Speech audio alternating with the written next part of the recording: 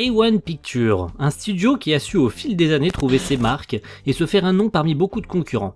Ils ont eu des hauts et des bas, mais au jour d'aujourd'hui, après avoir ralenti la cadence, ils sont d'après moi les mieux placés pour adapter le futur animé de l'œuvre d'Hiro Mashima, Edense Zero.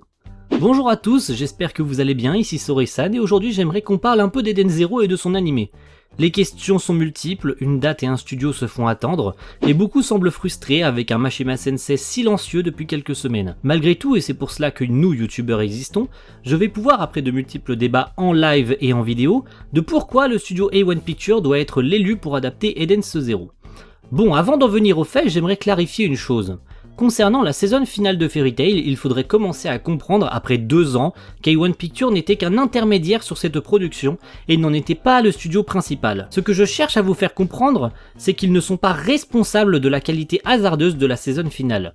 Cloverworks en avait la charge, c'est écrit dans les crédits de la série. Quant à A1 et leur ancien associé Bridge, ils n'étaient que des studios intermédiaires proposant de l'aide pendant la production. Ni plus ni moins. Donc je ne comprends pas votre haine envers eux. A1 Pictures a longtemps travaillé avec Hiro Mashima, leur équipe ont évolué avec son style et sa manière de travailler. Avec tout le respect que je dois aux autres studios, je n'en vois aucun qui serait capable de proposer une qualité sur le long terme. A1 Pictures est toujours d'aujourd'hui, et ce depuis pas mal d'années, bien chaussé, et propose certes moins de production, mais privilégie qualité à quantité.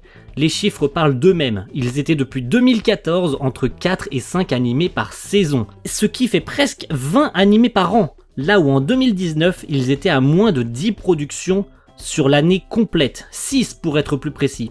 C'est un radical changement qui j'espère continuera sur le long terme.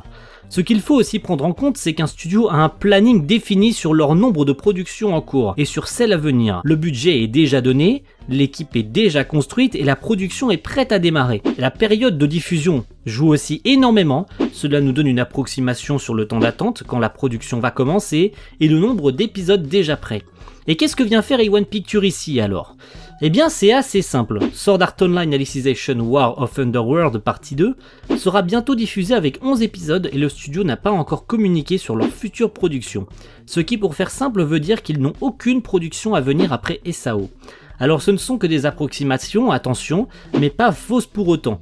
Rien ne dit qu'un autre studio comme vous les demandez, tel que Bones, Ufotable ou encore Wii Studio ne soit pas désigné pour cette tâche.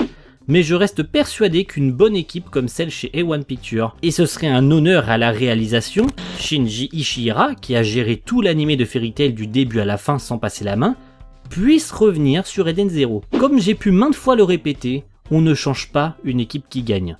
Peu importe votre vision des choses, ce sont des êtres humains qui travaillent dans un studio d'animation, pas des machines. Je passe mon temps et vous passez votre temps à les blâmer et les insulter pour la qualité médiocre de certains épisodes. Mais mettez-vous un peu à leur place. Que feriez-vous ? Réfléchissez-y la prochaine fois. Merci à tous d'avoir regardé cette vidéo, j'espère que certains de mes arguments en auront percuté pas mal d'entre vous. On ne part pas en guerre contre quelqu'un sans avoir de raison valable, et beaucoup d'entre vous êtes partis sans armes, comme des bêtes acharnées sur eux, sans aucune raison. Résultat des courses, vous en vouliez à la mauvaise personne. J'espère tout de même que ma vidéo aura résolu quelques pépins, et que vous réfléchirez à 2 fois avant de foncer tête baissée.